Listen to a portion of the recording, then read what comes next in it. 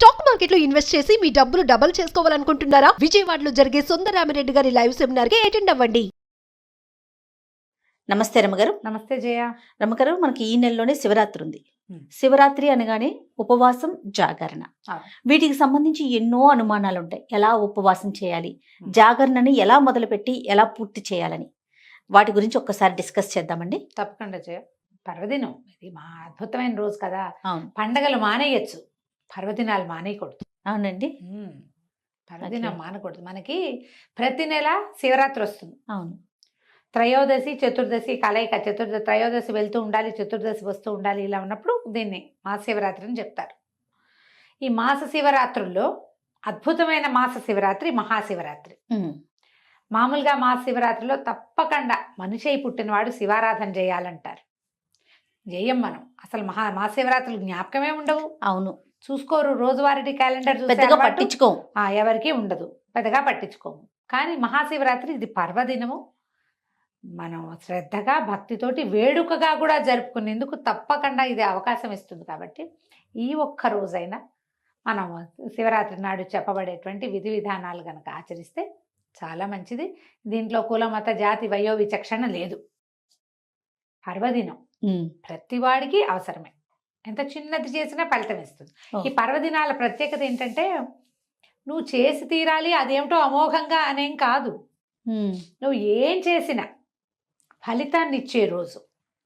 నువ్వు రోజువారీ చేసేదే, రోజువారీ స్నానం చేస్తావు, రోజువారీ దండం పెట్టుకుంటావు అనుకో. అవును, సంవత్సరం అంతా పెడతాం. శివరాత్రి నాడు పెట్టింది కోటి రకాలుగా, కోటి గుణితంగా మనకి ప్రయోజనాన్ని ఇస్తుంది. మనకి ప్రయోజనం ఎక్కువ సిద్ధించే సమయాన్ని మనం వాడుకోవాలి కదా. అవును, ఎప్పుడు ఏం చేస్తాం మనం? ఆఫర్లు ఉన్నప్పుడు కొనుక్కుంటాం. ఇది బంపర్ ఆఫర్ మనకి. అందుకని ఈ రోజున భక్తి, శ్రద్ధ, తాత్పర్యాలతోటి వ్యవహరిస్తే బాగుంటుంది.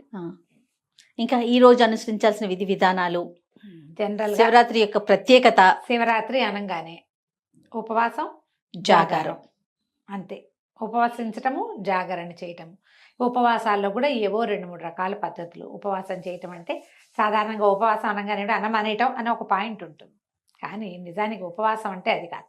ఉపసమీప వసన, ఉపసమీపే అంటారు. అసలు సమీపం పక్కనే ఉండటం, భగవంతుడితో పాటు ఉండటం, భగవంతుడిని నీతో ఉంచుకోవటం. నువ్వు ఆయనతో ఉండాలంటే కైలాసానికి ఎటా వెళ్తావండి అని వెంటనే ఒక వెటకారాలు వస్తాయి. ఆయన నీతో ఉంచుకో. నీ లోపల భగవంతుడు ఉన్నాడని జ్ఞాపకం పెట్టుకో. మన లోపలే ఉన్నాడు కదా. అవును కదా. ఆ అంతర్జ్యోతిని మనం గుర్తించి, గ్రహించి, గమనింపుతోటి ఆయన్ని ప్రైజ్ చేస్తూ, ఆయనకి నచ్చే విధంగా ప్రవర్తిస్తూ ఉంటే బాగుంటుంది. అదే ఉపవాసం అంటే. ఆహారం మానేయటం అనేది చాలా చిన్న విషయం. సమీప వసనం చాలా పెద్దది. అవును, మనం దానికి ప్రయారిటీ ఇవ్వకుండా దీనికి ఎక్కువ ప్రయారిటీ ఇస్తున్నామేమో. అంతే, మానేయటం అనుకుంటాం. అమ్మో ఉపవాసాలు నేను ఉండలేనండి. ఏమిటి దేవుని తలుచుకోలేవు? నువ్వు తలుచుకోగలవు కదా, అంతేగా. ఆ మాత్రం చేయొచ్చుగా. మనం ఓం నమ శివ అనుకోవడం, శివ శివ అనుకోవటం. ఏదైనా పొరపాటు పడితే అయ్యో రామరామ అన్నట్టుగా శివ శివ అను. తలుచుకో, ఏదైనా చదువుకో, ఏదైనా విను, ఏదైనా పాడుకో శ్రద్ధగా, చాలు. ఓకే, అదే ఉపవాసం. నీకు శక్తి లేదనుకో, ఆహారం తగ్గించుకోవటం, అన్నం మానేయటం నీ వల్ల కాదు. కనీసం ఇట్లా భగవద్ధ్యానం చేసుకోండి. ఆహారం తినకుండా ఉండగలిగే వాళ్ళు రోజంతా ఉపవాసం చేస్తే మంచిది. ఒకటి ఆహారం తినాలి, ఎంతో కొంత టాబ్లెట్లు వేసుకోవాలి, మాత్రలు వేసుకోవాలి, ఏవో ఉన్నాయి రకరకాలు. కొంచెం అల్పాహారం తీసుకోవటం. అసలు మామూలుగా అయితే టిఫిన్లు అవి చెప్పరు. ఎక్కువగా చెప్పేది ఏంటంటే పళ్ళు, కందమూలాలు చెప్తారు. కందమూలాలు ఏం తింటాం మనం ఇప్పుడు? చిలకడ దుంప. మొన్న ఎవరు చెప్పారు బంగాళదుంప కూడా తినచ్చండి అని. తినచ్చు. పళ్ళు, కందమూలాలు తీసుకోవచ్చు, పాలు తాగొచ్చు. మజ్జిగ సాధారణంగా చెప్పరు. ఇవి తీసుకోండి. ఏదో మాత్రలు వేసుకోవాల్సిన వాళ్ళు అందరికీ ఇవాళ రేపు థైరో నార్మల్ వేసుకుంటారు, బీపీ టాబ్లెట్ వేసుకోవాలి, షుగర్ టాబ్లెట్ వేసుకోవాలి. డయాబెటీస్కి తప్పదు కదా మెయింటెనెన్స్కి. అలాంటప్పుడు ఏదైనా ఇలాంటిది ఒకటి తీసుకుని అది తీసుకోవటం. కొంచెం ఆహారం లేకుండా ఉండగలం కానీ ఏమిటో వీక్గా ఉంటుందండి అంటారు. వీక్గా ఉండేవాళ్ళు నీళ్ళల్లో కొంచెం తేనె వేసుకుని తీసుకోవచ్చు, కొబ్బరి నీళ్ళు తాగొచ్చు, ఏదైనా పళ్ళు గిళ్ళు తీసుకోవచ్చు. ఇవి తీసుకుంటూ రోజుని మనం చక్కగా ముందుకు తీసుకెళ్తాం. అక్కడి నుంచి జాగరణ. ఈ ఉపవాస నియమం కూడా అన్నం మానేటంటే దీనికి ఎట్లా అంటే ముందు రోజు రాత్రి కూడా తినకూడదు జయ. ఏకాదశి కూడా అంతే కదా. అవునవును, ముందు రోజు రాత్రి కూడా అన్నం తినకూడదు. ఏదో తద్భిన్నం ఏదో తింటారు, అల్పాహారం. అది తీసుకోవటం. మా శివరాత్రి నాడు 2 పూటలు లేదు. మరుసటి రోజు ఉదయం భోజనం చేయొచ్చు. స్నానం చేసి పూజా విధానం చేసుకుని ఏదైనా దేవాలయానికి వెళ్ళదలుచుకుంటే వెళ్ళొచ్చి ఆహార స్వీకారం చేయొచ్చు. జాగరణకి ఇంకో నియమం ఉంది. జాగరణ, శివరాత్రి జాగారం అంటే ఇది వరకు చిన్నప్పుడు ఓ టికెట్ మీద 2 సినిమాలు అవి ఉంటుంటాయి. అవును. సినిమా చూడడము, టీవీ చూడడము, టీవీలో కూడా బోల్డ్ సినిమాలు వేస్తుంటారు.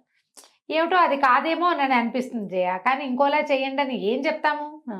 శివనామస్మరణ చేయండి, హరికథలు వినండి, ఎక్కడ ఏదైనా చదువుకోండి అంటే నిద్ర వస్తుంది. అవును, నిద్ర వస్తుంది. సినిమా ఉంటే ఏదో కొంచెం ఇంట్రెస్టింగ్, అది కూడా ఏదైనా భక్తి సినిమా ఉంటే కొంచెం కొంత సూక్ష్మంలో మోక్షం అంతే. అంతే.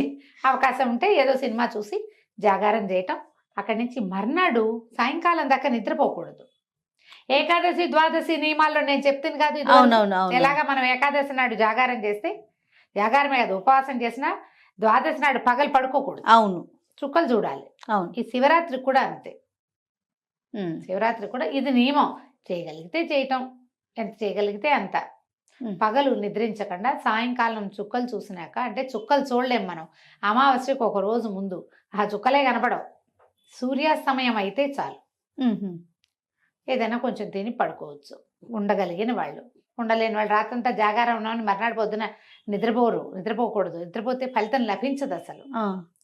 మనం జాగారం చేయలేము, ఏదో కొంతమంది చేస్తే లింగోద్భవ కాలం వరకు చేస్తే కనీసం అర్ధరాత్రి 12:30, 1 గంటకి దాకా మనం శివారాధన చేసుకుని ఎక్కడైనా దేవాలయంలో డబ్బులు కట్టాము, అక్కడేమో ఇది చేస్తారు, ఏకాదశి రుద్రాభిషేకం చేస్తారు, భస్మాభిషేకాలు చేస్తారు, అక్కడికి వెళ్ళే దర్శనం సేవ చేసుకున్నాం, ఇంటికి వచ్చి శివా నా వల్ల ఇంతే అవుతుందని దండం పెట్టుకుని నిద్రపోవచ్చు.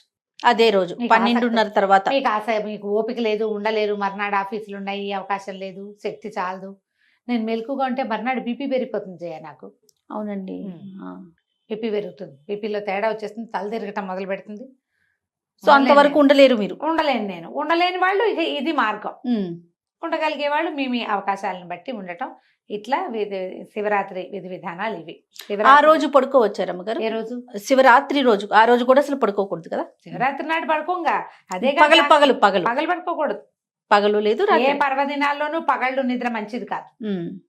ఎట్లా చేయగలిగితే ఎట్లా. దీంతో పాటుగా ఈ రోజున పోట్లాటలు, యుద్ధాలు, గొడవలు, తగాదాల్లోకి దిగద్దు.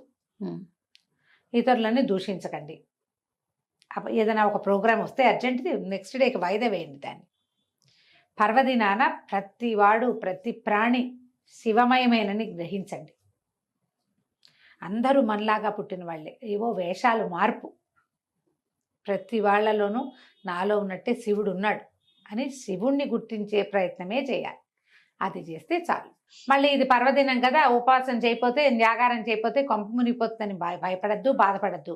వృద్ధులు, పెద్దవాళ్ళు, అంటే కొంచెం కాస్త ఏజ్డ్ వాళ్ళు, చిన్నపిల్లలు, గర్భవతులు, బాలింతలు, ఇలాంటి వాళ్ళు, ఏదైనా యాక్సిడెంట్లు అయ్యి కొంచెం మంచాన్ని ఉన్నవాళ్ళు, సమస్యల్లో ఉన్నవాళ్ళు, ఆరోగ్య సమస్యలు ఉన్నవాళ్ళు శివ అనుకోవటమే ఉపవాసము. ఇవాళ పరమశివుని యొక్క అద్భుతమైన దినం అని జ్ఞాపకం పెట్టుకుని ఈ పర్వదినాన్ని నామ సంకీర్తనతోటి పూర్తి చేసుకోండి. ఉపవాస జాగారాలు మీరు చేయకపోయినా పర్వాలేదు. ఎవరైనా కడుపుతో ఉన్న వాళ్ళు మేము చేసా అని ప్రశ్నలు తెగేస్తారు, అలాంటివి చెయ్యొద్దు. ఆహార స్వీకారం లేకపోతే ప్రెగ్నెన్సీలో చాలా ఇబ్బందులు అవుతాయి. బాలింతలు కూడా పాలుండవు పిల్లలకి. అందుకని అటువంటివి చేయబోకండి. శివుణ్ణి తలుచుకోండి. వీలైతే ఒక దేవాలయ దర్శనం చేసిరండి, అవకాశం ఉంటే. మళ్ళీ ప్రెగ్నెన్సీలో 7వ నెల వచ్చాక ఇంకా దేవాలయ దర్శనం కూడా లేదు, ఇంట్లో కూర్చునే దేవుణ్ణి తలుచుకోండి. అంతే. ఇట్లా మనం శివరాత్రిని ముందుకు తీసుకెళ్ళాలి. రైట్ అమ్మగారు. నమస్తే అండి. నమస్తే జయ.